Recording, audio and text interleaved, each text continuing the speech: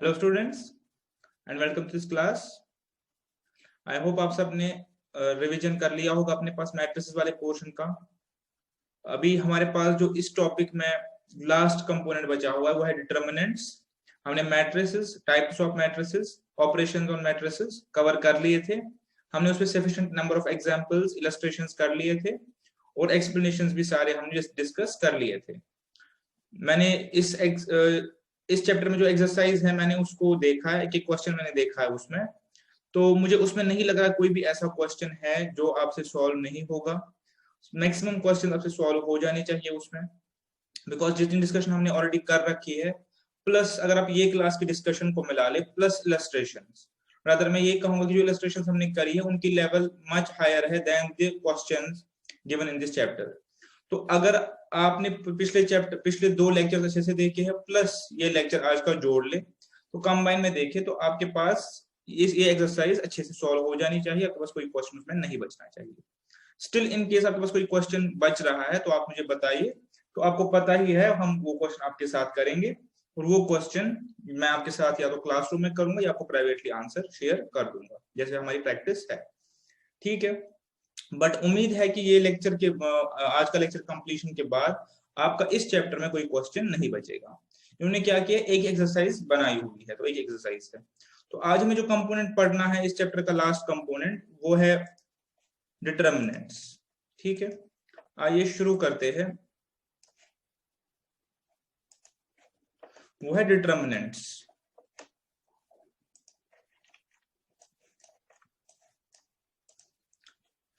Determinants पे जाने से पहले मैं आपको कुछ लिखवाना चाहता हूँ, लिखवाया हुआ है। मैं ये चाहता हूं कि आप रिकॉल करें मेरे साथ। जब मैंने शुरू किया था मैट्रिसेस तो मैंने एक सेंटेंस लिखा जिसको मैं फिर से यहाँ पे लिखना चाहता हूँ। मैंने कहा था matrices have no numerical value, या आप इसको ऐसे भी लिख सकते हैं, matrices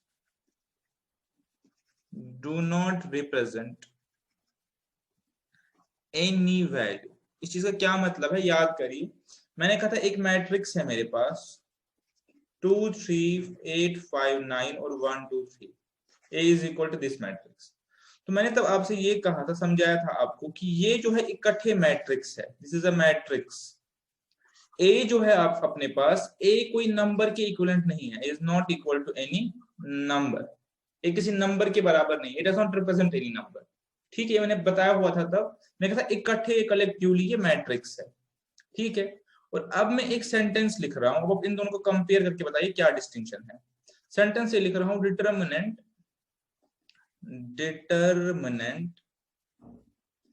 is a number. Determinant number होता है, डिटर्मिनेंट इज अ नंबर।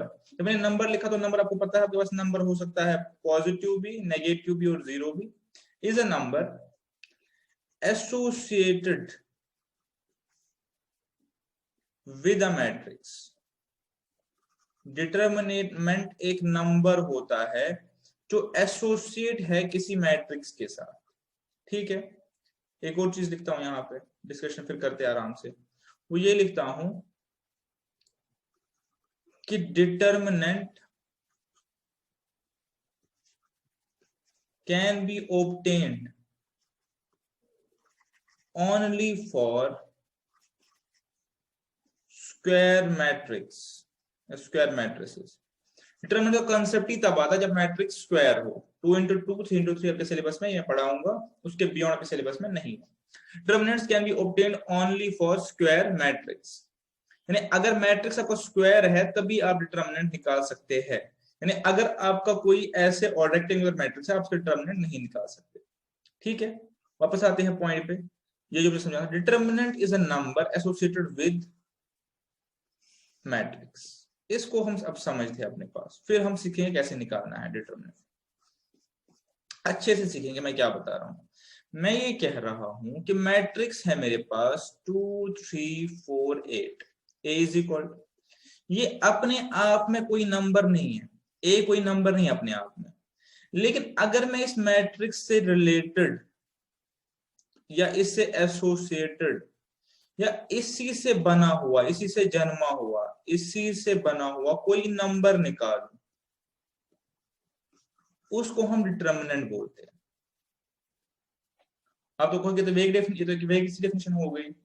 आप थोड़ा सा ये रखिए, पेशेंस रखिए, मैं धीरे धीरे धीरे धीरे इसको, इन चीजों को खोल के आपको एक्सप्लेन करूंगा मैं क्या बोलना चाहता हूँ। पहली बात की तरफ वापस आएंगे। मैट्रिक्स जो है अपने आप में किसी नंबर को रिप्रेजेंट नहीं करता। Matrix is just arrangement of numbers in rows and columns in a rectangular shape, हमने ये डेफिनेशन पढ़ी हुई है। और मैट्रिक्स पूरा, जो पूरे एलिमेंट समेत अपने आप में एक मैट्रिक्स है। ये किसी नंबर को रिप्रेजेंट नहीं करता, किसी नंबर के इक्विवेलेंट नहीं है, बात खत्म। अब मैं कह रहा हूं डिटर्मिनेंट, डिटर्मिनेंट एक ऐसा नंबर है जो रिलेटेड टू है, इसी मैट्रिक्स से रिलेटेड है, इसी मैट्रिक्स से जन्मा है, इसी मैट्रिक्स के रिलेटेड है, ठीक है। इस नंबर को, ऐसे नंबर को हम डिटर्मिनेंट अपने पास बोलते हैं। अब आपके माइंड में क्वेश्चन आएगा कि अगर डिटर्मिनेंट एक ऐसा नंबर है जो मैट्रिक्स से ही बनता है, मैट्रिक्स से ही एसोसिएटेड है, तो मैट्रिक्स से तो हजारों नंबर बन सकते हैं, इस नंबर में खास क्या है? ठीक है, मेन क्वेश्चन ये है। आपकी बुक में क्या पार्ट है कि मैट्रिक्स डिटर्मिनेंट की डेफिनेशन दी गई है, उसके बाद ये डिटर्मिनेशन का कंप्यूटेशन दिखाया गया कैसे निकालते हैं। कैसे निकालने वाला पार्ट इजी है, वो मैं आपको 2 मिनट में करवा दूंगा। बट मुश्किल वाला पार्ट है, मेन वाला पार्ट जो है, डिटर्मिनेंट कौन सा नंबर होता है, कैसा नंबर होता है, ये नंबर की सिग्निफिकेंस क्या है, तो मैं वो थोड़ा सा आपको टच करके बताना चाहता हूँ। मेरा पॉइंट ये है कि आप डिटर्मिनेंट कंप्यूट करो तो आपको पता हो एक्चुअली आप निकाल क्या रहे हैं, आप मैट्रिक्स से क्या निकाल रहे हैं। वरना कंप्यूटेशन पार्ट मेरे पास 3 या 4 मिनट का पार्ट है। 2x2 मैट्रिक्स का दिखा लिया, 3x3 मैट्रिक्स का दिखा लिया, बात खत्म हो गई, आपका सिलेबस कवर हो जाएगा। बट पॉइंट की तरफ आते हैं कि ये कौन सा नंबर होता है, कैसा नंबर होता है, इस नंबर की रेलिवेंस क्या है, नंबर क्यों निकालते हैं। अगर हमने कहा कि मैट्रिक्स अपने आप में नंबर नहीं है, लेकिन मैट्रिक्स से कोई एक नंबर निकल सकता है, तो ये नंबर कुछ ऐसा हो जिसकी कोई रेलेवेंस हो, ये नंबर ऐसा हो जिसकी कोई सिग्निफिकेंस हो, तभी तो ये नंबर हम निकालेंगे। हम ऐसे ही करके कोई भी नंबर नहीं निकाल सकते। तो हमें एक ऐसा नंबर निकालना है जिसकी कोई रेलेवेंस हो। अब एक कैसा नंबर होता है, मैं आपके साथ 2 पार्ट में डिस्कशन करूंगा। पहला मैं कहूंगा डिटर्मिनेंट निकालते क्यों है, डिटर्मिनेंट मेरे साथ फॉलो करेंगे तो चीजें काफी हद तक क्लियर हो जाएंगी। डिटर्मिनेंट कॉन्सेप्ट, एक्चुअल जो कॉन्सेप्ट है वो रिलेटेड तो है हमारे पास वेक्टर प्लस वॉल्यूम कॉन्सेप्ट, ये मैं पढ़ाऊंगा अभी, समझाऊंगा। और दूसरा है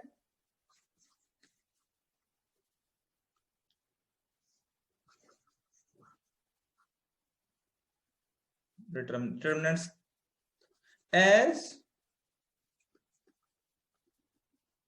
एज कोशेंट्स ऑफ लीनियर मैंने लिखा है पे वर्ड इक्वेशन। 2 मेजर काम है डिटर्मिनेंट्स के। Part 1 vector plus volume concept के लिए यूज होता है, दूसरा as quotients of a linear equation. ये वाला पार्ट आपके सिलेबस में है, तो इसको हम डिटेल में पढ़ेंगे। कैसे पढ़ेंगे, इसमें 2 पार्ट है जो हम पढ़ेंगे, जो आज ही कवर होंगे। एक है how to solve equations by matrix rule या इनवर्स मैट्रिक्स रूल, अगर हम प्रोसेस लिखना चाहे। और दूसरा पार्ट होता है इसमें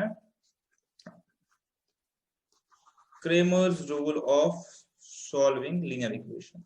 ये 2 पार्ट हम कवर करेंगे और दोनों आपके सिलेबस में है। जो मैंने ब्लैक पेन से लिखे, जो मैंने रेड पेन से कंपाउंड लिखा, ये आपके सिलेबस में नहीं है, ना इस पे कोई टच किया है इंस्टीट्यूट ने। बट मैं आपको एक आइडिया देना चाहता हूं कि जब आप किसी भी मैट्रिक्स का डिटर्मिनेंट निकालते हैं, आप क्या निकाल रहे थे इसके। अभी तक मैंने आपको क्या बताया, डिटर्मिनेंट एक ऐसा नंबर है, पॉजिटिव, नेगेटिव या जीरो, और हमेशा स्क्वायर मैट्रिक्स का निकलेगा। एक ऐसा नंबर डिटर्मिनेंट जो रिलेटेड टू मैट्रिक्स है, या मैट्रिक्स से ही निकलता है नंबर। बट ये नंबर सिग्निफाई क्या करता है, वो मैं आपको समझाना चाहता हूँ। ये समझाने से पहले मुझे थोड़ा सा आपको एक और कॉन्सेप्ट समझाना पड़ेगा। मेरे पास जो साइंस स्टूडेंट्स है वो इस चैप्टर से बखूबी वाकिफ होंगे। अगर मेरे पास कोई स्टूडेंट साइंस के बाद फाउंडेशन इसके लिए आए हैं, फाउंडेशन के लिए, तो उनको इस चीज की नॉलेज ऑलरेडी होगी। कॉमर्स स्टूडेंट्स के लिए शायद नई चीज हो, बट आसान सी चीज है, बिकॉज मैं कोई इन डेप्थ नहीं जा रहा इसमें, मैं आपको जस्ट बेसिक्स एक ओवरव्यू बता रहा हूँ। हमारे पास जो फिजिकल क्वांटिटीज होती है, फिजिक्स में एक चीज पढ़ाते हैं, हमारे पास जो फिजिकल क्वांटिटीज होती है, वो दो टाइप की होती है, ठीक है, स्केलर और वेक्टर। स्केलर स्केलर और वेक्टर। स्केलर क्वांटिटी मेरे पास ऐसी फिजिकल क्वांटिटी होती है जिसका ओनली मैग्नीट्यूड होता है, ठीक है।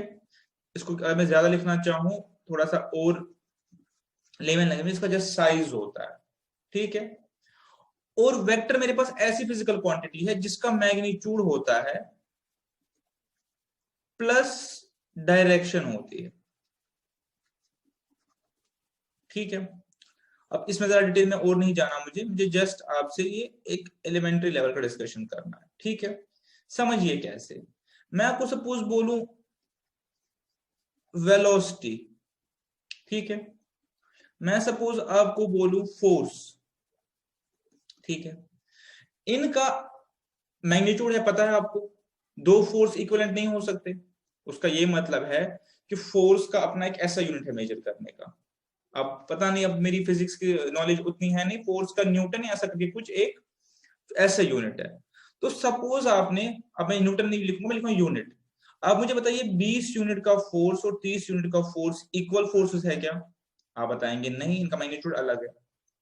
लेकिन क्या 20 यूनिट न्यूटन जो भी यूनिट है और 20 यूनिट का फोर्स इक्वल है क्या? आप कहेंगे डिपेंड करता है इनकी डायरेक्शन पे। अगर इनकी डायरेक्शंस इक्वल है, ये 20 यूनिट का फोर्स है और ये भी 20 यूनिट का फोर्स है, अगर इनकी डायरेक्शन सेम है तो ये इक्वल फोर्सेस है।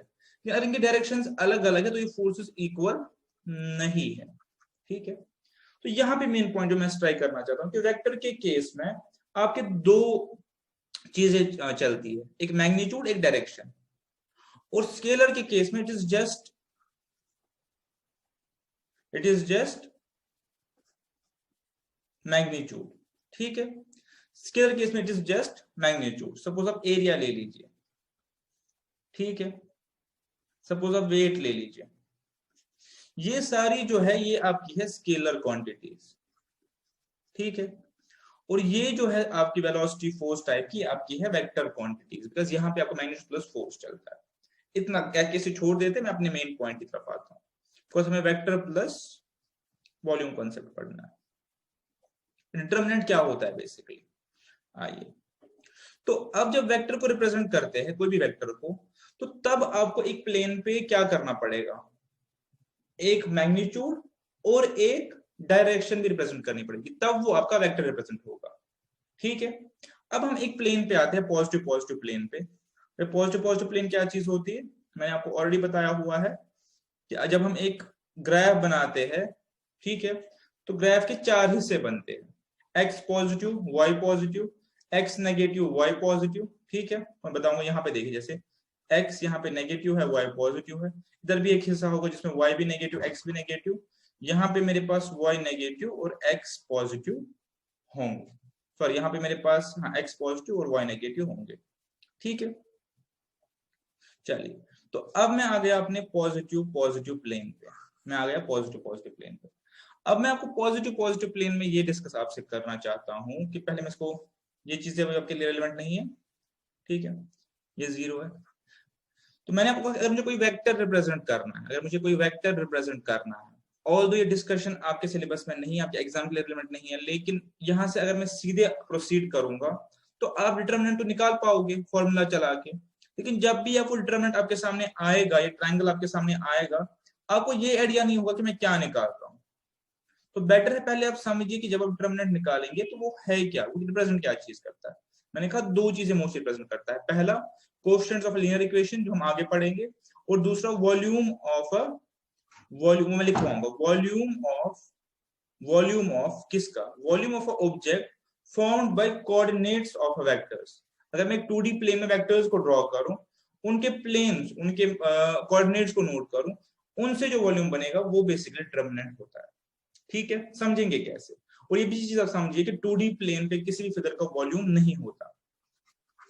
2D फिगर पे किसी भी प्लेन, किसी भी ज्योमेट्रिक फिगर का वॉल्यूम नहीं होता, वॉल्यूम जीरो होता है, because there is no z axis और z इज इक्वल जीरो। लेकिन अगर हमें 2D पे एरिया पता चल गया, हम z के साथ उसको बिल्डअप कर सकते हैं। फिर 2D क्या 3D 4D 5D 6D, हम सब चीजों का फिर वॉल्यूम निकाल सकते हैं अगर हमें पहले कॉन्सेप्चुअली पता हो। कोई चीज को हम पहले छोटे इस पे अप्लाई करते हैं यूनिट पे, उसको एक्सटेंड करते हैं 2 पे 3 पे 4 पे, तो यही कॉन्सेप्ट है। पहले हम 2D प्लेन पे अप्लाई करेंगे, ठीक है। आइए, तो अब मैं एक वेक्टर बनाता हूँ। बहुत वेक्टर का मतलब क्या होता है, there must be starting point and there must be a tail. मैंने एक वेक्टर बनाया, अब यहाँ पे डायरेक्शन लिखी। इस वेक्टर की डायरेक्शन हो गई, इसका कोऑर्डिनेट्स भी होगा, इसका मैग्नीट्यूड भी होगा। Let us suppose it is A B, तो पता है आपको A x coordinate B y coordinate. मैं एक और वेक्टर बनाऊंगा, suppose let its coordinates B C और डी, ठीक है, ओके डन। अब मैं आपको बोल रहा हूं कि इन दोनों कोऑर्डिनेट्स से आप वेक्टर खींचो, ऐसे वेक्टर्स के वो आगे जाके कोइंसाइड हो, ठीक है। ये मैंने खींचा, ठीक है। यहां पे I need some space,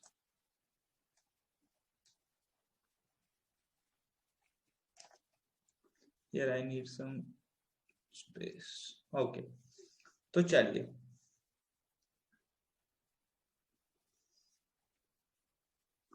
okay ठीक है। तो इसके कोऑर्डिनेट्स क्या होंगे, इसके कोऑर्डिनेट्स क्या होंगे?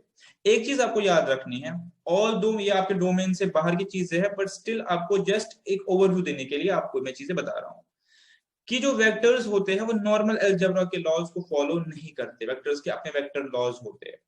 वेक्टर्स एक पूरा चैप्टर है, पढ़ाया जाता है, साइंस में भी है, मैथमेटिक्स में भी है, आपके सिलेबस में नहीं है। वेक्टर्स के अपने वेक्टर लॉज होते हैं, ठीक है।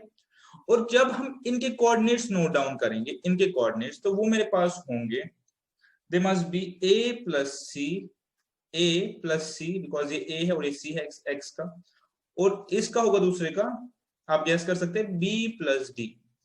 तो मेरे पास जो फिगर बन गई इज कॉल्ड अ पैरेललोग्राम, ठीक है।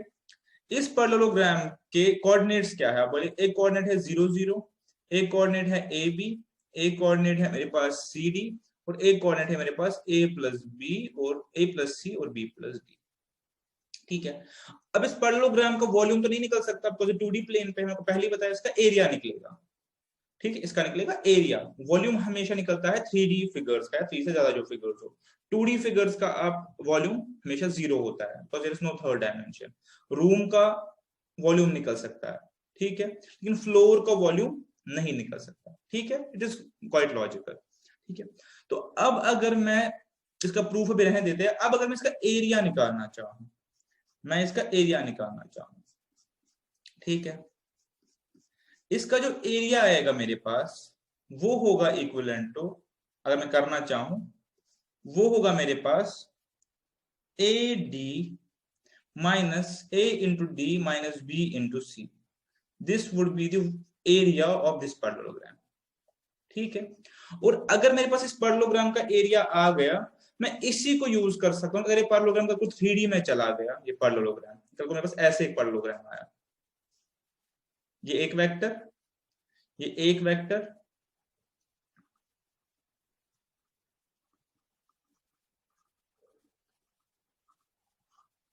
ठीक है, और ये तीसरा वेक्टर। उसमें 3 वेक्टर देख सकते हैं, 3 वेक्टर है, वेक्टर आप समझिए। अगर ऐसा पैरेललोग्राम मेरे पास आया, तो मैं इसका वॉल्यूम कहां से निकल सकता हूं, मेरे पास ऑलरेडी डिटरमिनेंट है, मेरे पास एरिया है, इसी को एक और डायमेंशन जोड़ के मैं इसका वॉल्यूम निकाल सकता हूं। तो अगर मेरे पास 4D में पैरेललोग्राम आएगा, मैं इसको भी निकाल सकता हूं, बिकॉज मैंने ये एरिया निकाला हुआ है। और अगर मैं आपसे कहूं, अगर मैं आपसे कहूं, जिन लोगों ने मैट्रिसेस पढ़े हुए हैं, अगर मैं आपसे कहूं कि ये जो A D minus B C है, A D into A into D minus B into C है, ये कुछ नहीं है, इट इज अ डिटर्मिनेंट। ये डिटर्मिनेंट है किसका, ऑफ अ 2x2 मैट्रिक्स का, ठीक है। और जो भी डिटर्मिनेंट निकलेगा 3x3 मैट्रिक्स का, वो कुछ नहीं है, वो वॉल्यूम है ऑफ अ 3x3 मैट्रिक्स, ठीक है। ये मेरे पास एक्चुअल कॉन्सेप्ट है इसका। और दूसरा कॉन्सेप्ट है इक्वेशंस का क्वोशिएंट वाला, वो मैं आगे पढ़ाऊंगा। तो मैं अगर यहाँ पे लिखना चाहूँ और आगे पढ़ूं, उसके बाद कैलकुलेशन पार्ट पे आते हैं। एक्चुअली डिटर्मिनेंट क्या होता है, ये चीज आपकी बुक में खैर नहीं है। डिटर्मिनेंट इज अ नंबर, बताया number associated with your matrix. Determinant volume, volume होता है area in case of 2D figures. किसका वॉल्यूम है? वॉल्यूम ऑफ, ठीक है, वॉल्यूम ऑफ हम लिखेंगे ऑब्जेक्ट, ऑब्जेक्ट, ठीक है, ठीक है, object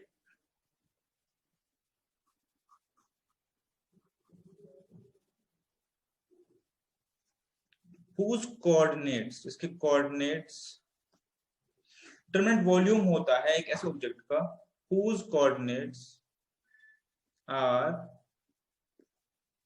and points of vector.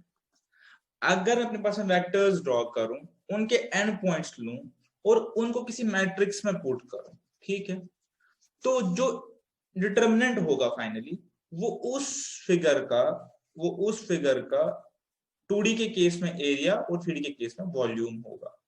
ये इसकी एक्चुअल सिग्निफिकेंस है। और फिर फायदा क्या है, अगर डिटरमिनेंट आ गया, सपोज मेरे पास कोई 2D फिगर है, इसका मुझे डिटरमिनेंट पता है, अब मुझे इससे 3D फिगर पे पहुंचना है, मुझे जस्ट इसमें एक वो हाइट वाला फैक्टर ऐड करना है, मैं इसका फिर वॉल्यूम ऐसे 4D ऐसे सो ऑन। ये इसकी सिग्निफिकेंस, ये एक्चुअली इसको रिप्रेजेंट करता है। और एक दूसरी नोटेशन है, रिप्रेजेंट करता है coefficients of a linear equation, जो हम आगे पढ़ेंगे, आपके सिलेबस में है वो चीज, ठीक है। तो इतना कह के मैं इसको छोड़ देता हूं ताकि आपको ये अंडरस्टैंडिंग हो कि हम एक्चुअली पढ़ क्या रहे हैं, ठीक है। इसको मैं यहाँ पे क्लोज करता हूँ बिकॉज इससे बियॉन्ड हमारे मतलब हमारे स्कोप से बाहर हो जाएगा और it would be a time consuming process, और यहाँ से हम अपने टॉपिक की तरफ वापस आते हैं। तो ये तक आपने क्या समझा? वापस आते हैं इस पार्ट को इग्नोर करके। आपने समझा कि डिटरमिनेंट एक नंबर है, चाहे माइनस प्लस चाहे जीरो, जो एसोसिएटेड टू अ मैट्रिक्स है, स्क्वायर मैट्रिक्स का ही निकलता है, रिप्रेजेंट करता है volume, area, area in case of 2D figures, किन के वेक्टर्स के जो कोऑर्डिनेट्स होते हैं, ठीक है। बात कट हो गई। अब मैं आपको बताऊंगा, मेरे पास एक 2x2 मैट्रिक्स है। कैसे लिखते हैं मैट्रिक्स को? A is equal ABCD। इसका डिटरमिनेंट क्या होगा? या इसको ऐसे भी कभी लिखते हैं, डिटरमिनेंट ऑफ, जो होता है डिटरमिनेंट ऑफ ए फिगर, क्या होगा? अभी हमने निकाला था, क्वाइट सिंपल। ऐसे चलते ए से शुरू करते हैं, AD माइनस B इंटू सी, तो हमने ऑलरेडी निकाला हुआ है AD माइनस B इंटू सी। बहुत ही आसान सा पार्ट है क्योंकि दो ही है हमारे पास। अब 1x1 मैट्रिक्स डिटरमिनेंट क्या होता है? मैट्रिक्स इटसेल्फ, तो इसलिए इसको पढ़ाते नहीं है, ये तो डिटरमिनेंट वापस ए ही निकलेगा, वही हमारे पास डिटरमिनेंट भी यही है, ठीक है। बात खत्म हो गई। चलिए अब हम आते हैं, इसके बाद आए 3x3 मैट्रिक्स का कॉन्सेप्ट। 3x3 मैट्रिक्स का डिटरमिनेंट क्या होगा? अब 3x3 में मेरे पास एलिमेंट्स है, इनको कभी रिप्रेजेंट करते हैं अपने पास हम, जो जो एक्चुअल नोटेशन है वो है A1 A2 A3, बट जरूरी नहीं, हम इसको ऐसे लिख सकते हैं ABCDEFGHI,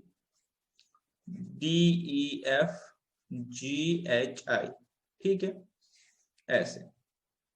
इसका डिटरमिनेंट कैसे निकलता है वो आपको देखना है, इसके बियॉन्ड 4x4 का सिलेबस में नहीं है वो कैसे निकलता है। इसमें आपके पास दो मेथड्स है।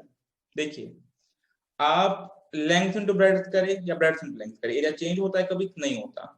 तो आप इसको रो वाइज लेके चले या कॉलम वाइज लेके चले, डिटरमिनेंट चेंज नहीं होगा। तो इसीलिए मैं कह रहा हूं कि कोई भी नंबर यहां से निकालना हमारा पर्पस नहीं है, ऐसा नंबर जो यूनिक हो। तो अगर मैं यहां से भी इस प्रोसेस को शुरू करूं या यहां से करूं, मेरा नंबर अनचेंज होगा। फिलहाल के लिए हम यहां से वाला प्रोसेस स्टार्ट करते हैं, ठीक है। बहुत ही इंपॉर्टेंट पार्ट स्टार्ट हो रहा है, तो बहुत ध्यान से आप इसको देखेंगे। अब स्टार्ट करेंगे ए से, हम निकाल रहे हैं डिटरमिनेंट 3x3 मैट्रिक्स का। हम स्टार्ट करेंगे ए से, स्टार्ट किया हमने ए से, ठीक है, ए। अब जब मैंने ए से स्टार्ट किया तो मैं देखूंगा ए मेरे पास कौन सी रो में है, कौन सी कॉलम है, ए मेरे पास कौन सी रो में है, कौन सी कॉलम है, उसको मैं छोड़ दूंगा, उसको मैं छोड़ दूंगा। तो जब मैंने उसको छोड़ दिया, मेरे पास क्या बचेगा? एक सब मैट्रिक्स 2x2। तो ए मेरे पास इस रो इस कॉलम है, अगर मैं इसको छोड़ दूं, कैसे मैं आपको दिखाता हूं यहाँ पे। अगर मैं इसको छोड़ दूं, ये मैंने छोड़ दिया ए जहां पे, तो मेरे पास बचा क्या? मेरे पास बचा यहाँ पे 2x2 मैट्रिक्स, ठीक है। जब बचा अपने पास 2x2 मैट्रिक्स, मैं इसको मल्टीप्लाई करूंगा इसका डिटरमिनेंट, ठीक है, इसका डिटरमिनेंट, ठीक है। तो वो किसके बराबर होगा?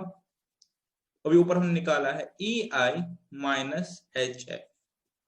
ठीक है, आपकी बुक में जो दिया गया है आप चाहे उसको फॉलो करिए। उन्होंने वहां पे नोटेशन दी है A1, A2, A3, बात एक ही है, कॉन्सेप्ट समझने की का पर्पज है हमारा।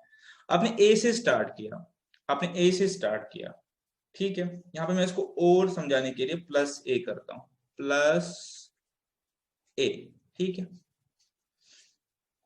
इसके बाद आपने वो लाइन को इग्नोर किया, वो रो और कॉलम को इग्नोर किया जहां पे A था, तो जो सब मैट्रिक्स आपका बचा आपने उसका डिटरमिनेंट ले लिया, ठीक है। इसके बाद ये प्लस ए हो गया, अब आएगा माइनस बी, ठीक है। साइंस जो है इनको नोट कीजिए, ये चलते हैं अल्टरनेटिवली, माइनस बी, ठीक है। यहां से आपको शायद इसकी हिंट लग जाएगी, माइनस बी। अब सेम वही चीज कर लीजिए, आप देख लीजिए अपने पास बी जो है, बी जो है वो वाली रो और कॉलम को इग्नोर कीजिए, ठीक है। आपको बेटर अंडरस्टैंडिंग के लिए मैं इसको नए से लिखता हूं, बस हमने एक पहला पार्ट कर लिया।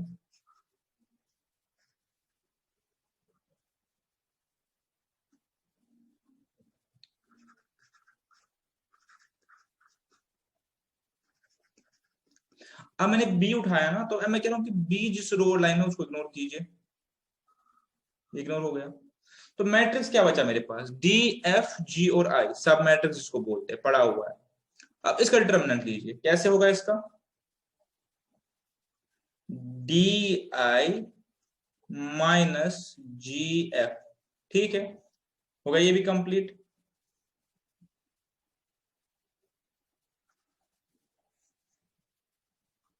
वापस आते हैं अपने मैट्रिक्स पे,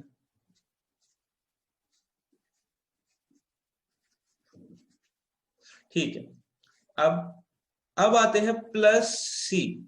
अब आपका एक क्वेश्चन हो सकता है क्या हमें जरूरी यहां से चलना है? आंसर इज नो, आप यहां से भी चल के ये चीज कर सकते हैं और आपका सोल्यूशन हमेशा सेम निकलेगा, डिटरमिनेंट का कांसेप्ट ही वही है। ये रिप्रेजेंट वॉल्यूम करेगा तो आप लेंथ से चलो, ब्रेड्थ से चलो, हाइट से चलो, आपका कांसेप्ट सेम होना चाहिए, फर्क कोई नहीं पड़ेगा। आप इधर से भले ही करो, इधर से भले ही करो, तो मैं एग्जांपल पे दिखाऊंगा, आप इधर से भले ही करो या इधर से भले ही करो, आप उसी सोल्यूशन पे पहुंच जाओगे। प्लस सी, अब यहां से आप खुद देखेंगे कैसे करेंगे। जब प्लस सी है तो ये वाला पोर्शन इग्नोर हो गया, this portion will be ignored, ठीक है। अब बचा मैट्रिक्स, बचा क्या मेरे पास? डी एच माइनस ई जी, ठीक है। मैंने कहा बुक में नोटेशन अलग है, कॉन्सेप्ट। तो ये जो मेरे पास निकला, ये पूरा नंबर जो मेरे पास निकला, इसको हम कहते हैं determinant of a 3x3 matrix, ठीक है। यहाँ पे ये चीज का ध्यान रखिए, प्लस माइनस प्लस। अब आपके सिलेबस में नहीं है 4x4 हो, तो आपको सेम चीज आगे अप्लाई करनी है। वो लिया, रो कॉलम माइनस किया, वहां जो 3x डिटरमिनेंट बचेगा उसका आपको मैट्रिक्स जो उसका डिटरमिनेंट एंड सो ऑन। आपके सिलेबस में नहीं है, तो उसको कवर नहीं करते, ठीक है। यहां तक आप ओके, यहां तक आप ओके। आई होप यहां तक आप ओके है। यहां से मैं 2 एग्जांपल्स करवाऊंगा, इससे ज्यादा बेटर तरीके से आप समझ पाएंगे, और मैं आपको ये भी बताऊंगा कि आप रो से चले या कॉलम से चले, आप वहीं पे पहुंच जाएंगे, ठीक है। यहाँ पे छोटा सा कॉन्सेप्ट और इंसर्ट करते हैं, वो है सिंगुलर नॉन सिंगुलर मैट्रिक्स का। यहाँ पे एक कॉन्सेप्ट और करते हैं, वो छोटा सा कॉन्सेप्ट है। अगर determinant of A is equal to 0, अगर determinant of A is equal to 0 है, तो मैट्रिक्स को हम बोलते हैं सिंगुलर मैट्रिक्स, ठीक है। रिप्रेजेंट क्या करेगा? कब मेरे पास वॉल्यूम में एरिया 0 होगा किसी 2D फिगर का? क्वेश्चन है कब होगा, ठीक है। तो देखिए, मैं वही चाहता हूं कि आप जब कर रहे तो आपको पता हो कर क्या रहे हैं। मैं आपको एक सिंपल चीज पूछ रहा हूं आपके नॉलेज के लिए कि एक रेक्टेंगल है, इसका एरिया है लेंथ इंटू ब्रेड्थ, इसका एरिया 0 कब होगा? इसका एरिया 0 कब होगा? जब ये लेंथ जो है इट टेंड्स टू 0। जब मेरे पास लेंथ जितनी छोटी होती जाएगी, छोटी होती जाएगी, उतना मेरे पास एरिया श्रिंक होता जाएगा। लेकिन अगर बाई चांस ये लेंथ ओवरलैप हो गई, 0 के बराबर हो गई, तो ये रेक्टेंगल बचा ही नहीं है। क्या बच गई? एक लाइन बच गई, बस एक लाइन बच गई। L L reduce two point, side से पॉइंट बन गया, तो मेरे पास क्या हो गया? इसका एरिया 0। तो यही चीज है, अगर मेरे पास वेक्टर्स ओवरलैप हुए, उन्हें कोई एरिया ही एनकम्पास नहीं किया अपने आप में, तो तब हम बोलते हैं क्या बोलेंगे? हम कहते हैं कि मैट्रिक्स ऑफ ए अगर 0 है तो वो होता है मेरे पास सिंगुलर मैट्रिक्स। ठीक है, आपको चीज समझ आ गई होगी। एंड अगर 0 नहीं है तो फिर वो हो गया नॉन सिंगुलर मैट्रिक्स। ठीक है, हमने छोटा सा कॉन्सेप्ट बीच में इंसर्ट किया। इसका पर्पस क्या था कि मुझे आपको आगे दिखाना है मैट्रिक्स निकाल के, तो ये भी वहां पे यूज हो जाएगा, सिंगुलर और नॉन सिंगुलर मैट्रिक्स। ठीक है, पॉइंट टेकन, पॉइंट डन। अब हम क्या करते हैं, दो मैट्रिसेस को लेते हैं और हम उनके निकालते हैं अपने पास डिटरमिनेंट्स। दोनों बुक से है, तो मैंने दोनों बुक से लिए है ताकि डबल मेहनत ना करनी पड़े। पहला मैट्रिक्स है अपना 1 2 3 और 6। इसका आपको निकालना है डिटरमिनेंट। ठीक है, कैसे निकलेगा पूरा लिखता हूं अभी सीखने के लिए। 6 इंटू 1 माइनस, फॉर्मूला का माइनस है, 3 इंटू 2, 6 माइनस 6 इज इक्वल 0। इसका डिटरमिनेंट क्या है मेरे पास? 0। ठीक है, इसका मेरे पास डिटरमिनेंट है 0। ठीक है,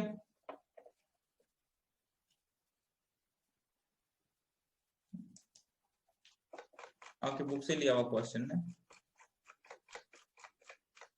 अब देखते हैं। ओके, यह -1 -3 2 और 6 एक ही बात है। चलो बुक का क्वेश्चन ले लेते हैं, ये भी जो हमने किया हुआ अलग क्वेश्चन बन गया। -1 -2 3 और 6 प्रैक्टिस हो जाएगी, इसका भी डिटरमिनेंट निकाल लीजिए, शायद बुक में यही है। -1 -3 2 और 6, चलिए एक ही बात है। ठीक है, तो ये जो हमने किया ये ओके, इसमें कोई दिक्कत नहीं, ये ओके, बट ये मैट्रिक्स अलग हो गया। अब ये क्वेश्चन कर लीजिए। ठीक है, सेम चीज, पहले डिटरमिनेंट शेप में इसको मैट्रिक्स डिटरमिनेंट शेप में लाइए, -1 -3 2 और 6। आप देखिए हो गया -6 मतलब उसमें पूरा लिखता हूं ताकि कंफ्यूजन ना हो कोई। फॉर्मूला है मींस -1 इंटू 6, ये एक हो गया पोर्शन ऐसे, माइनस फॉर्मूला का माइनस है, फिर हम -3 इंटू 2, यानी ये जो मल्टीप्लिकेशन वाला पार्ट है। किसी और हो गया -6 minus -6 -6 plus 6 is equal to 0। तो जो मैं कुल मिलाकर कहना चाहता हूँ कि डिटरमिनेंट मेरे पास 0 है, तो मेरे पास ये दोनों मैट्रिसेस क्या है? Singular matrices, singular matrix. ठीक है, ओके, चलिए अब आते हैं 3x3 मैट्रिक्स पे। और यहाँ पे मैं चाहूंगा आप इसको खुद करें, मैं भी करके दिखाऊंगा, मेरे साथ करें। दूसरा ये चाहूंगा कि दोनों तरीके से इसको करें, रो से भी करें कॉलम से भी करें, ताकि हम समझे कि मैट्रिक्स में डिटरमिनेंट्स में क्या स्पेशल चीज है, क्यों यही नंबर निकालते हैं। एक मैट्रिक्स ले लीजिए अपने पास, 1 2 3 4 5 6 7 8 9, और ये शायद बुक का ही क्वेश्चन है। अब इसमें मैं चाहता हूं कि आप अपने पास डिटरमिनेंट निकालें दो तरीके से, यहां से रो बेस लेके, यहां से कॉलम बेस लेके, और अब प्रूव करें कि मैट्रिक्स सिंगुलर है, इज अ सिंगुलर। सिंगुलर क्या मतलब होता है कि इसका डिटरमिनेंट 0 है, इज अ सिंगुलर मैट्रिक्स। चलिए करना शुरू करते हैं। ओके, सबसे पहले मैं लूंगा रो के केस में 1 को। ठीक है, 1 को लूंगा, और 1 के बाद जो डिटरमिनेंट, जो मैट्रिक्स बचेगा उसको डिटरमिनेंट लूंगा। जब मैंने 1 लिया तो मुझे ये रो और ये कॉलम छोड़ना है। ये बन गया 45 माइनस 48। ठीक है, हो गया कवर। मुझे इसके बाद किस पे आना पड़ेगा? इसके बाद मुझे आना पड़ेगा 2 पे, अगर मैं रो के हिसाब से चल रहा हूं। 2 पे आऊंगा तो मुझे ये और ये इग्नोर करना पड़ेगा। ठीक है, मुझे ये और ये इग्नोर करना पड़ेगा। तो ये मेरे पास क्या हो गया? 36 माइनस 42। ठीक है, बट यहां पे क्या ध्यान रखना आपने, साइंस जो है वो उल्टे करने हैं। ठीक है, प्लस माइनस प्लस, 3 का है तो रुक जाएगा, 4 का होगा तो वापस माइनस, एंड सो ऑन। अब ये आ गया -2। अब -2 के बाद मुझे क्या करना है, यहाँ पे ये वाला इग्नोर हो गया। ठीक है, ये वाला इग्नोर हो गया।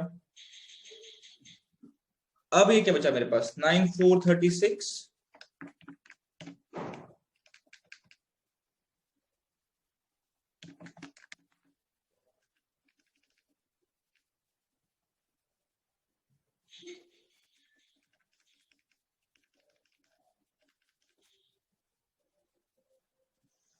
36 और 7 6 42।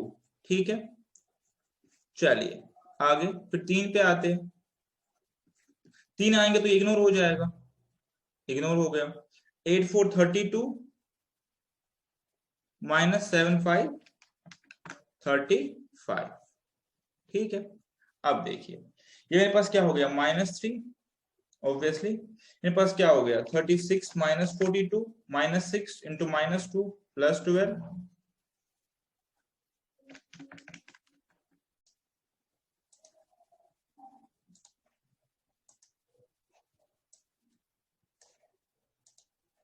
ठीक है, वीडियो को कंटिन्यू करते हैं, वीडियो ब्रेक हो गया था। तो मैं कह रहा हूं कि -2 36 माइनस 42 -6 इंटू -2 प्लस 12 और 32 माइनस 35 -3 इंटू 3 -9। तो ये हो गया 0। ये सिंगुलर मैट्रिक्स है। बट अब मैं चाहता हूं कि आप उसको कॉलम से करके देखिए क्या सेम आ रहा है। और यही तो मजा है इसका, मैट्रिसेस का, कि आप कहीं से भी इसको अप्रोच करें, आपका ये जो नंबर है ये सेम निकलेगा, तभी ये यूनिक नंबर, तभी ये डिटरमिनेंट है। ठीक है, ऐसा कभी नहीं हुआ कि लेंथ इंटू ब्रेड्थ एरिया होगा और ब्रेड्थ इंटू एड्थ का area into breadth into length का एरिया नहीं होगा। वही चीज वो कर रहे हैं। तो अगर हम इसी चीज को कहीं और से अप्रोच करें तब भी सोल्यूशन सेम आना चाहिए। और यही ब्यूटी है इस डिटरमिनेंट वाले नंबर की। और ये मैं चाहता था कि आप इसको समझिए, बिकॉज कैलकुलेशन वाला पार्ट आप सीख लेंगे। अब मैं रोज अपने इसको कॉलम से करता हूँ। पहला तो अनचेंज होगा, माइनस, अब मैं इसको यहां से अप्रोच करूंगा। जब मैं 4 लिखूंगा, देखिए फिर ये इग्नोर हो गया। 18 माइनस 20, ये हो गया मेरे पास 4। तो अब अगर मैं इसको, पहला अनचेंज्ड है, 4 के केस में मेरा ये इग्नोर हो जाएगा। तो ये होगा 18 माइनस 24।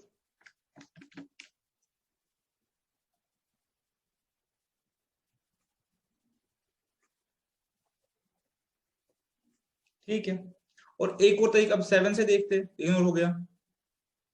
प्लस, बस ये आपने वॉच आउट करना है, प्लस माइनस प्लस 7 12 माइनस 15।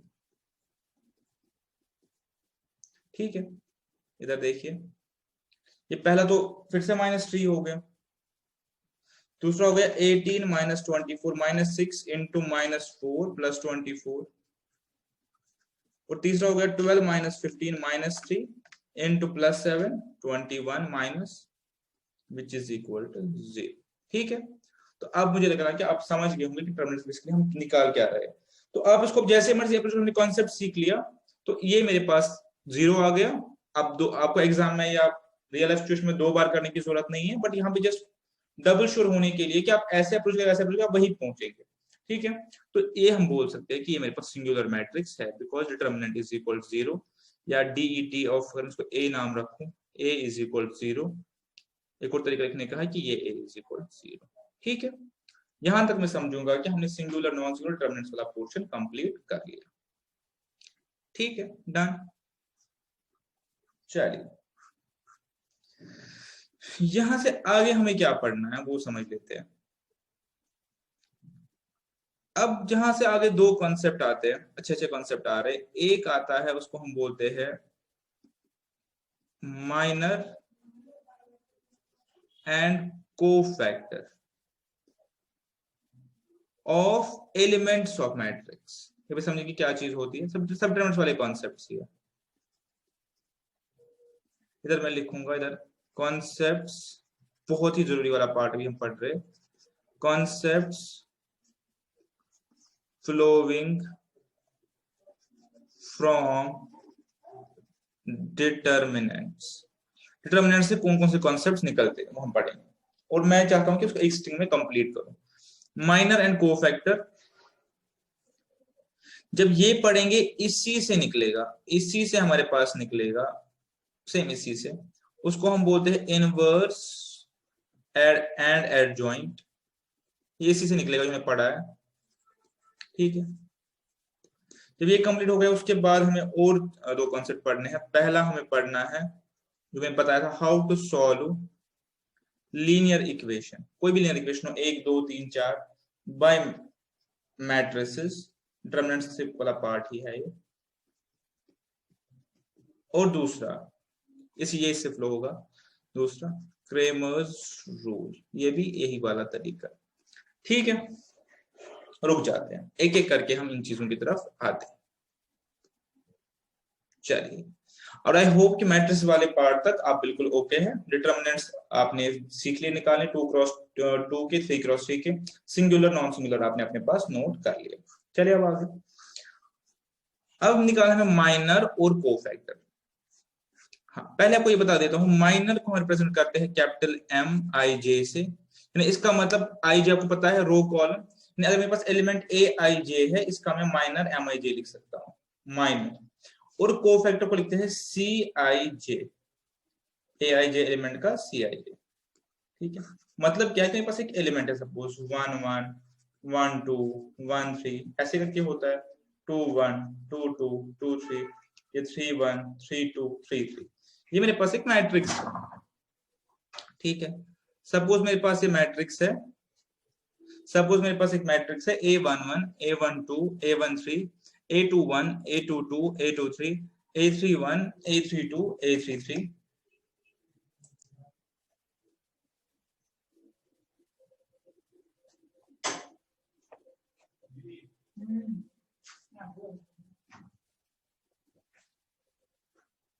ठीक है,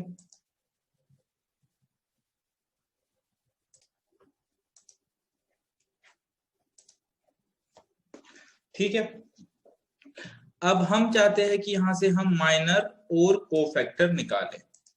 मैं एक बार वापस आता हूं अपने मैट्रिसेस वाले पार्ट पे, वहीं पे मैं आपको ये चीज समझाऊंगा।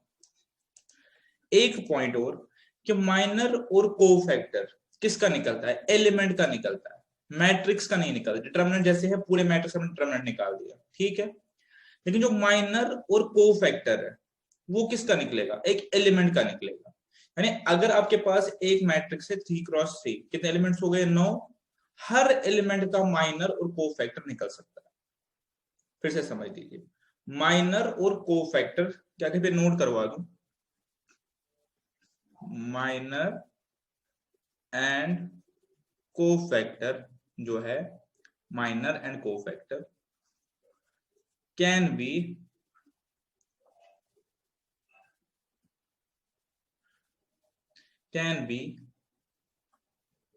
calculated for any element 3x3 पे दिखाऊंगा, 2x2 पे तो आपको उसी हिसाब से आएगा। अब मैं एक बार बुक की नोटेशन लेता हूं, A1 A2 A3 B1 B2 B3 C1 C2 C3। ठीक है, मैं अभी आता हूं माइनर कोफैक्टर, पहले हम मुझे बताइए इसका डिटरमिनेंट कैसे निकालेंगे। इसका डिटरमिनेंट मुझे बताइए रो के हिसाब से, अभी हमने किया था, स्टार्ट करेंगे एक एक करके, हमने कोई पैनिक नहीं होना, आराम से एक एक करके आपने इस चीज को सीखना है। ठीक है, अभी मैं आपको क्या बता रहा हूँ, माइनर और कोफैक्टर, लेकिन उसके लिए पहले मैं डिटरमिनेंट वाला पोर्शन पे वापस आना चाहता हूँ। मेरे साथ लिखेंगे, मैं यहाँ पे कलर्स की यूजेज करूंगा, जो एलिमेंट है अपने आप में, जो एलिमेंट है उसको मैं लिखूंगा, एलिमेंट को मैं लिखूंगा ब्लैक से। तो हम रो वाइज करें, पहले एलिमेंट क्या आएगा, A1। ठीक है, जब A1 आएगा, यहाँ पे मैं लिखूंगा +A1। ठीक है, मैं +A1 लिखूंगा, एक्चुअल इसकी टर्मिनोलॉजी है A11, खैर वो छोड़ दीजिए, मैं इसको A1 लिखूंगा यहाँ पे। ठीक है, मैं लिखा A1। अब मुझे आप बताइए अब मुझे आप बताइए जो A1 है इसके साथ क्या मल्टीप्लाई आएगा डिटरमिनेंट के केस में, हमें A1 वाला रो इग्नोर करना है, तो ये हो गया B2 C3 minus C2 B3। ठीक है, एक सेकंड, इस चीज को मैं रेड से लिखता हूं, ये देखिए B2 C3 minus C2 B3। ठीक है, ओके। अब +A के बाद माइनस, ऑब्वियसली क्या उठाएंगे, A2, और जब A2 उठाएंगे तो क्या रूल है, क्या रूल है,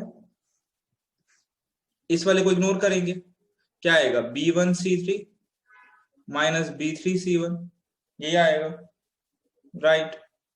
अब प्लस आ गया, प्लस माइनस प्लस A3 उठाया, इग्नोर हो गया। तो इग्नोर हो गया तो क्या आएगा मेरे पास, B1C2 माइनस B2C1। तो ये जो वैल्यू निकलेगी इसको हम क्या बोलेंगे, डिटर्मिनेंट ऑफ मैट्रिक्स ए, है ना, ये किया आपने। अब यहां पे अगर आप गौर से देखें, यहां पे आप गौर से देखें तो कॉन्सेप्ट यही पे है। अगर मैं बोलूं इस A1 एलिमेंट का जो मैंने इस कलर में दिया है, इस A1 एलिमेंट का, इस A1 एलिमेंट का माइनर कौन है, तो ये सब इसका माइनर, ये जो है इसका minor, this is called minor of, definition बाद में लिखेंगे, ऑफ A1। मैंने क्या कहा, माइनर एलिमेंट का निकलेगा, this is called minor of A2 and this is called minor of A3। तो क्या आप माइनर की डेफिनेशन फ्रेम कर सकते हैं, डेफिनेशन खुद बनाएंगे, हमने चीज समझ ली। इधर लिखेंगे माइनर, जिसको रिप्रेजेंट करते हैं MIJ, यानी minor of element in ith row jth column is the determinant, determinant ही होता है ऑफ अ मैट्रिक्स, है ना, ऑफ अ मैट्रिक्स। कौन सा matrix, formed by eliminating the ith row jth column। ith jth column मतलब क्या है, वो एलिमेंट जिस रो में है, जिस कॉलम में, उसको एलिमिनेट करिए, जो वहां पे मैट्रिक्स बचा उसका डिटर्मिनेंट निकालिए, वो माइनर हो गया। ये तो पूरे मैट्रिक्स का डिटर्मिनेंट है ना, ये तो जो हमने निकाला ये पूरे मैट्रिक्स का डिटर्मिनेंट है, बट इस पर्टिकुलर एलिमेंट का माइनर ये है, इसका माइनर, इसका माइनर ये है। अब आप कह सकते हैं क्या मैं C3 का भी माइनर निकाल सकता हूं, आंसर इज यस। कैसे, इसको इग्नोर कीजिए, तो B1C2 माइनस C1B2 ये अपने आप में माइनर होगा उस एलिमेंट का। तो ऐसे करके आप 9 में से 9 एलिमेंट के माइनर निकाल सकते हैं। कैसे, MIJ is determinant of a matrix, कौन सा matrix, formed by eliminating the ith row jth column, यानी वो रो जिसमें वो है, वो कॉलम जिसमें वो है। ठीक है, आई होप आपको समझ आ गया। मैं इसी को फाइन ट्यून करके कोफैक्टर पे आना चाहता हूं। पहले मैं इसको थोड़ा सा लिखना चाहता हूं। अगर मैं आपको बोलूं, यही चीज मैं फिर से लिखना चाहता हूं, plus A1 minor of A1, ठीक है। एक्चुअली इसको ऐसे नहीं लिखते, एक्चुअल जो तरीका लिखने का होता है, ये A1 है ना, एक्चुअल में ये क्या है मेरे पास, this is A11, not A1। अब बुक की नोटेशन ऐसी है, एक्चुअल में ये A11 है। अगर एक्चुअल में देखिए तो एक्चुअल में ये A11 है, यानी फर्स्ट रो फर्स्ट कॉलम। तो मैं इसको लिखूंगा A1 M11, यानी minor of element appearing in first row jth column. ठीक है, और वो निकलेगा कैसे, A11 को इग्नोर कीजिए, A11 को इग्नोर कीजिए, बाकी जो बचेगा उसका डिटर्मिनेंट ले लीजिए। ठीक है, यहाँ पे फिर माइनस आ गया। A अगर मैं इसको लिखना चाहूं तो क्या है, 1 2 है ये अपने पास। अब इसका माइनर A3, ये एक्चुअल में 1 3 है अगर देखा चाहे तो। अब इसका माइनर, ठीक, तो माइनर आप समझ गए क्या है। माइनर बेसिकली मेरे पास है, माइनर बेसिकली मेरे पास है, अगर मैं वो रो और कॉलम को एलिमिनेट करूं जिसमें वो एलिमेंट है, तो बाकी जो मैट्रिक्स बचेगी, बाकी जो मैट्रिक्स बचेगी उसका डिटर्मिनेंट।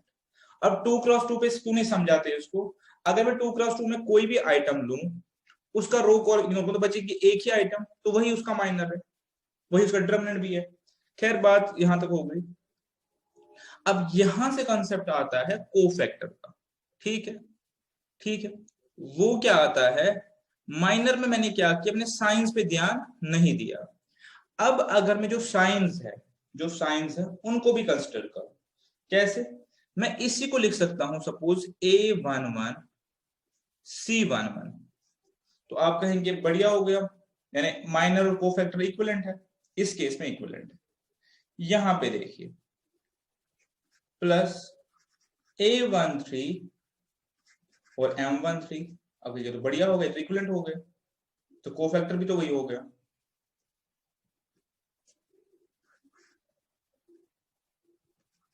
ठीक है, लेकिन यहां पे आप ध्यान दीजिए, मैंने इसको लिखा प्लस, मैंने साइन चेंज किया, प्लस क्या लिखा, A12 और कोफैक्टर 1 2।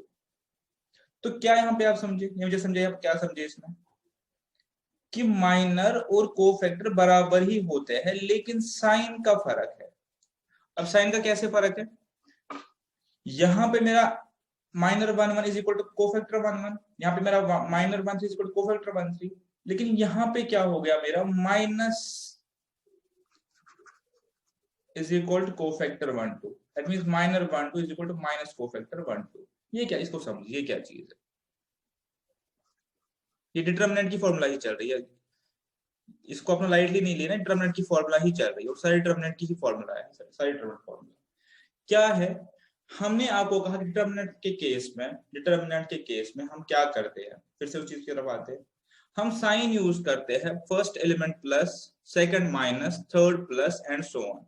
बिकॉज हमने 3 वाला ही किया, हम इसके बियॉन्ड नहीं गए। हमने क्या देखा, पहले वाले के साथ प्लस, दूसरे वाले के साथ माइनस, तीसरे वाले के साथ प्लस, 3 into 3 के केस में, ठीक है। यही रीजनिंग एक्चुअली कैसे होता है, यहाँ पे एलिमेंट है A11, यहाँ पे एलिमेंट है A12, एलिमेंट है A13। अब यहाँ पे देखिए 1 + 1 क्या है, इवन, 1 + 1 है इवन, ठीक है। अब 1 + 1 जब इवन है ठीक है, 1 + 1 इवन है तो ये प्लस ही आएगा। 1 + 2 क्या है मेरे पास, 1 + 2 क्या है मेरे पास, ऑड, ठीक है, बस ऑड है तो ये माइनस आएगा। ये मेरे पास इवन है तो ये वापस प्लस आएगा। वो कैसे, ऐसे देख लीजिए, -1 को मैं I + j पावर करूं, आई मीन टू से रो प्लस कॉलम। पहले केस में देख लीजिए, -1 1 + 1 इवन है तो ये मेरे पास वापस +1 देगा, लेकिन -1 1 + 2 मुझे माइनस का साइन देगा, -1 देगा। अब अगर इसी -1 को 1 + 3 करूं तो मुझे वापस प्लस का साइन देगा, ठीक है। ये नोटेशन आप समझ गए होंगे। यही नोटेशन यूज होती है माइनर और कोफैक्टर में। माइनर आपको पता चल गया, माइनर क्या चीज है, मैं आपको बता दिया आपको।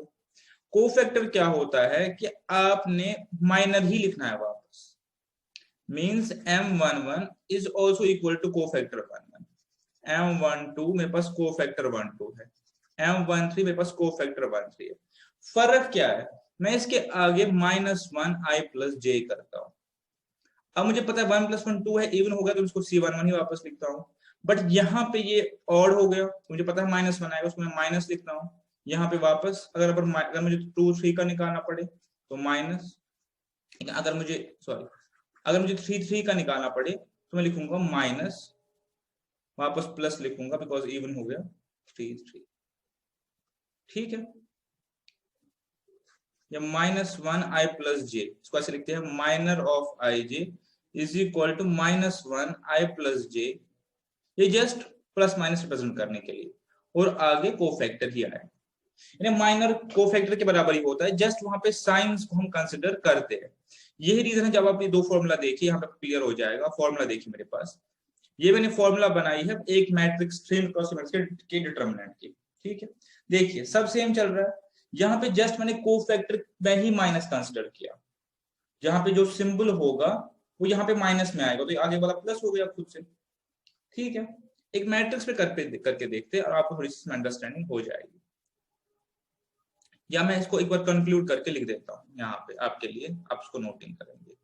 डिटरमिनेंट आपको पता है 2 क्रॉस 2 का कैसे निकालते हैं, 3 क्रॉस 3 का कैसे निकालते हैं, ठीक है। प्लस माइनस माइनस चलेगा, ठीक है, वो वाला इग्नोर करके डिटरमिनेंट निकालना है।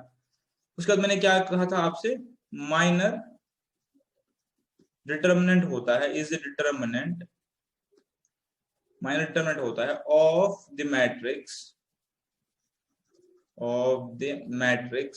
ठीक है। कौन सा मैट्रिक्स, फॉर्म बाय एलिमिनेटिंग, हम एलिमिनेट करते हैं, क्या एलिमिनेट करते हैं, the ith row and jth column. Simple word लिखना चाहे, ठीक है, the row and column in which the element appears, कि माइनर और कोफैक्टर हर एलिमेंट का निकलता है। एक और चीज, माइनर एंड कोफैक्टर। मैट्रिक्स का नहीं होता है, एलिमेंट का होता है। तो अगर मेरे पास 9 एलिमेंट्स है C++ में, 9 के 9 का निकलेगा। और lastly cofactor of ij is equal to -1i plus j, sign के लिए -1i प्लस j, ठीक है, इनटू माइनर ij। आपने माइनर निकाला, बस साइन के लिए आप ये करेंगे। इसका शॉर्टकट क्या है, अगर इवन है पावर तो 1 है प्लस, ऑड है पावर तो -1, ठीक है। यहां तक लाके मैं इसको छोड़ देता हूं। मैं एक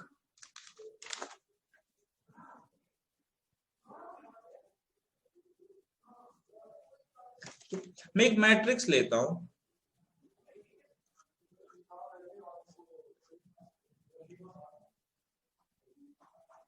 ठीक, एक मैट्रिक्स लेते 1 4 0, शायद भी बुक में -1 2 2 0 0 2 3 क्रॉस 3। पहले एक सिंपल क्वेश्चन अपने आप से पूछ लीजिए कि इस मैट्रिक्स में कितने एलिमेंट्स है, इस मैट्रिक्स में कितने एलिमेंट्स है। इस मैट्रिक्स में मेरे पास 9 एलिमेंट्स है, ठीक है। हमारा ऑब्जेक्टिव क्या है, डिटरमिनेंट निकालना। ऑब्जेक्टिव नहीं होनी सीख लिया निकालना। हमारा ऑब्जेक्टिव है कि हम इसमें माइनर्स और कोफैक्टर्स निकाल लें, ठीक है। Point taken, point taken. पहले हम कोशिश करते हैं कि इसमें जो एलिमेंट है A11, मैं लिखूंगा मैट्रिक्स को, मैं A लिखूंगा, यहाँ पे A लिखूंगा, डिटरमिनेंट निकालते हैं A11, ठीक है। इसका आप मुझे बताइए, ये हो गया माइनर्स, ये हो गए कोफैक्टर, ठीक है। मुझे A11 का माइनर बताइए, कितना मेरा क्वेश्चन है, मुझे A11 का माइनर बताइए, ठीक है। वापस अपनी इसकी तरफ जाएंगे। माइनर क्या होता है, minor is a determinant of a matrix formed by ignoring the ith row jth column. यानी अगर मैं इसको इग्नोर करूं, डिटरमिनेंट का ही सब पार्ट है ये, ठीक है। अगर मैं इसको इग्नोर करूं, मेरे पास क्या बच गया, ये मैट्रिक्स। अब इस मैट्रिक्स में डिटरमिनेंट बताइए कैसे होगा, 2 2 आर 4, 2 2 आर 4 और 0, तो ये मेरे पास क्या बन जाएगा, 4, ठीक है। मेरे पास बन जाएगा 4, मैं लिख देता हूँ ये माइनर। अभी मैं कोफैक्टर को छोड़ देता हूँ, मैं आता हूँ A12 की तरफ, A12, मैं A12 की तरफ आ रहा हूँ। मुझे A12 में बताइए, A12 ये एलिमेंट हो गया, ये इग्नोर हो जाएगा सारा, ठीक है। तो इग्नोर हो गया। अब जो मैट्रिक्स बचा मेरे पास, उसका मुझे बताइए डिटरमिनेंट क्या है, -2 -2 -0 -2, ठीक है। अब चलते हैं, नहीं, I can not afford to hide this. अब चलते हैं A13 पे, 0 वाला एलिमेंट है, सेम थॉट प्रोसेस है, इसको इग्नोर कर दीजिए, ठीक है, इसको इग्नोर कर दीजिए। तो जब इसको इग्नोर करेंगे, 2 2 है मेरे पास, जब इसको इग्नोर करेंगे तो क्या बचेगा, ये मैट्रिक्स, सब मैट्रिक्स छोटा सा,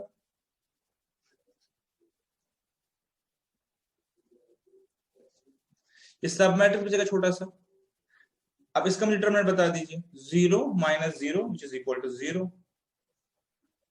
चलिए अब इस पे आते हैं, ए इसको हम कैसे लिखते हैं, रो 2 कॉलम 1, A21। थर्ड प्रोसेस क्या है, ये हटेगा, ये हटेगा, 4 2 आर 8, 8 - 0 इज इक्वल टू 8।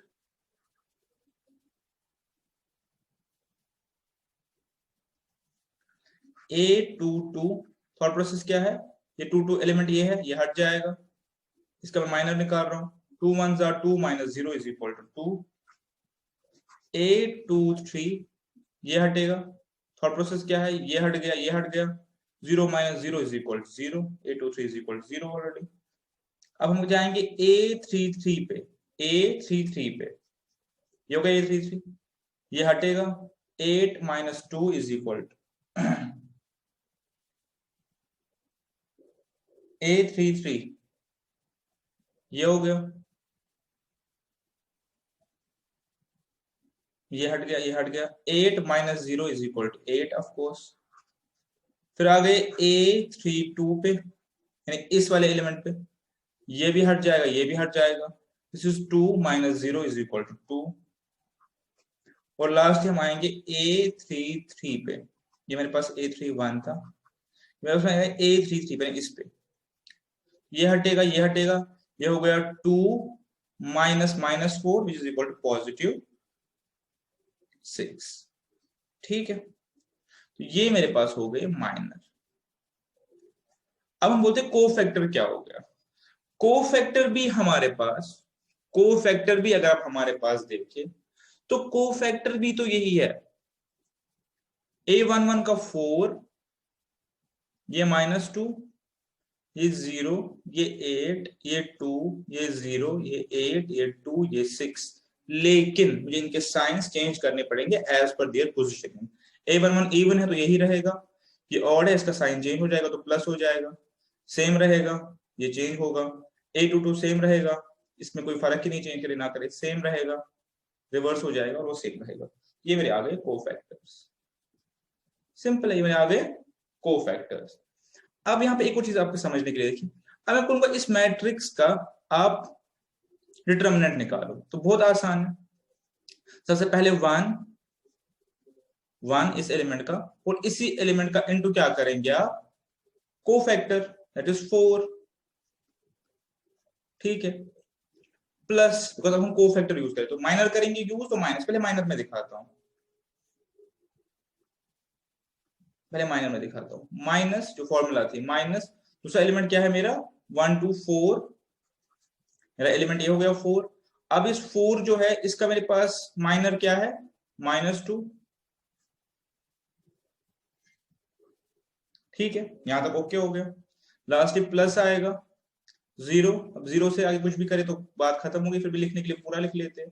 इस 0 का मेरे पास क्या है, ऑलरेडी 0 है तो 0 ही है, तो ये हो गया 4, ये हो गया मेरे पास 12। ठीक है, अब इसी को मैं कोफैक्टर के हिसाब से लिख सकता हूं, 1 × 4, यहाँ पे प्लस करूंगा 4 × 2, अब मैंने कोफैक्टर ले लिया, प्लस 0 0 ही हो जाएगा, तभी मेरे पास 12 आएगा। ठीक है, डिटरमिनेंट में पूरा निकाल रहा हूँ। इसी को मैं किसी और तरीके से कर सकता हूँ, हाँ मैं ऐसे चल सकता हूँ, अब आपके पास हर एलिमेंट का आ गया कोफैक्टर और माइनर। अगर मैं ऐसे चलूं तो मेरे पास 1 × 4, ठीक है, माइनर के हिसाब से करते तो मेरे हिसाब से माइनस, अब ये -1 हो गया, इस -1 का क्या है माइनर, -1 का माइनर क्या है, -1 की पोजीशन मेरे पास है 2 1 8,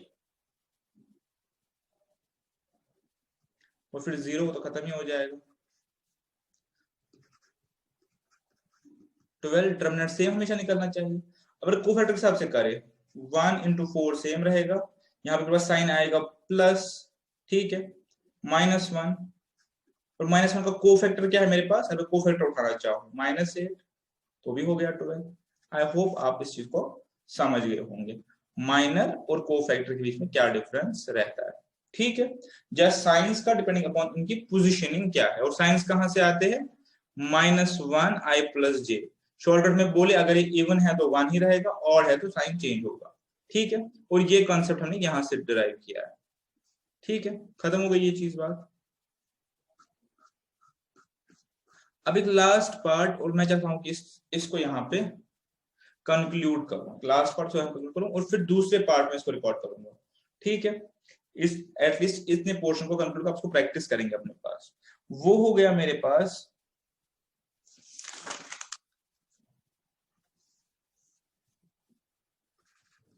what is adjoint of a matrix।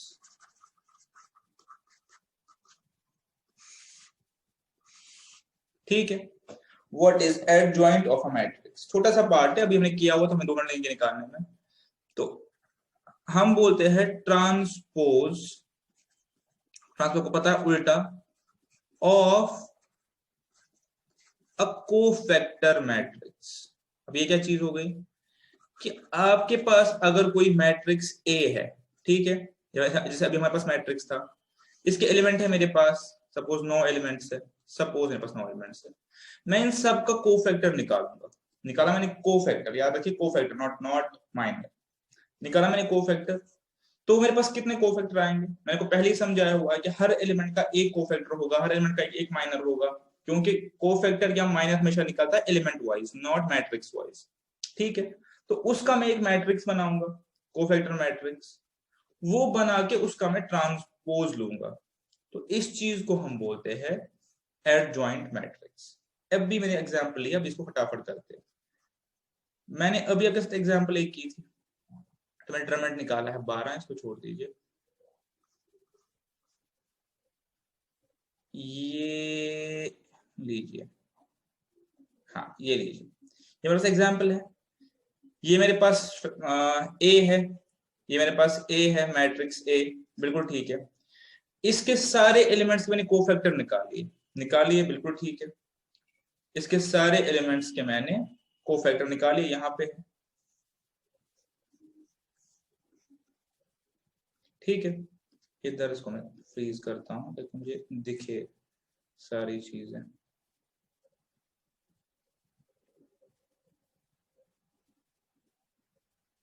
ठीक है, मैंने मैट्रिक्स ए के सारे एलिमेंट्स के 9 एलिमेंट्स के कोफैक्टर निकाल दीजिए। क्या मैं इसका मैट्रिक्स बना सकता हूँ, कोफैक्टर मैट्रिक्स? देखिए, मुझे पता है A11 का क्या है 4, 12 का क्या है 2, 13 का क्या है 0, फिर 8, सिमिलरली 2 और 0। ठीक है, मैं कोफैक्टर्स को नोट कर रहा हूं, तो ये वाला पार्ट लेना मुझे, और फिर 0, ठीक है। लास्टली मेरे पास आ गया 820 आ गया 8 -2 और 6, ये आ गया 8 -2 और 6। मैंने क्या किया, मेरे पास एक मैट्रिक्स ए था, मैंने उसका कोफैक्टर मैट्रिक्स बनाया, यानी मैंने ए के हर एलिमेंट का कोफैक्टर लिया, जैसे आपको दिखाया, उसके बाद उसका मैट्रिक्स बनाया। ठीक है, बनाया मैंने मैट्रिक्स, उसके बाद उसका, जब ये मैट्रिक्स बना, अब मैं इसका ट्रांसपोज लूंगा AT। ठीक है, इसका ट्रांसपोज आता है लेना 420 -820 एंड 82 -6। ठीक है, तो ये जो मेरे पास मैट्रिक्स आया, इसको मैं बोलता हूँ adjoint of A. Adjoint of A, ये ए का एडजॉइंट मैट्रिक्स है। अब इसकी रेलेवेंस क्या है, जब हमको पता है इसकी रेलेवेंस क्या है, इसकी रेलेवेंस आपको अभी समझ नहीं आएगी। जब हम इनवर्स मैट्रिक्स पढ़ेंगे नेक्स्ट लेक्चर में, इनवर्स मैट्रिक्स, तब ये वाला मैट्रिक्स यूज होगा। बिकॉज अपने पास डिटर्मिनेंट और एडजॉइंट मैट्रिक्स, बिकॉज ये आपको पता है, ये मैंने जो निकाला, ये मैंने सारे क्या निकाले हैं, कोफैक्टर्स, ये आपको पता होगा ये चीज। अब कोफैक्टर किस में यूज होते हैं पता है आपको, डिटर्मिनेंट निकालने में। अगर मैं इसको और डिटर्मिनेंट को कुछ आपस में ऑपरेशन करूं, तो मेरे पास एक नया कॉन्सेप्ट है, इनवर्स मैट्रिक्स। इसके बाद वो बताएंगे आपको, उसको बोलते हैं इनवर्स मैट्रिक्स। अभी मुझे नहीं लग रहा है कभी बताना, ठीक है, वो हम आगे नेक्स्ट सेक्शन में बताएंगे इनवर्स मैट्रिक्स क्या होता है। तो तब आपको समझ आएगा कि इसकी रेलेवेंस क्या थी, एडजॉइंट ए की रेलेवेंस क्या है। बिकॉज ये जो कोफैक्टर्स अल्टीमेटली किसमें यूज होंगे, डिटर्मिनेंट निकालने में।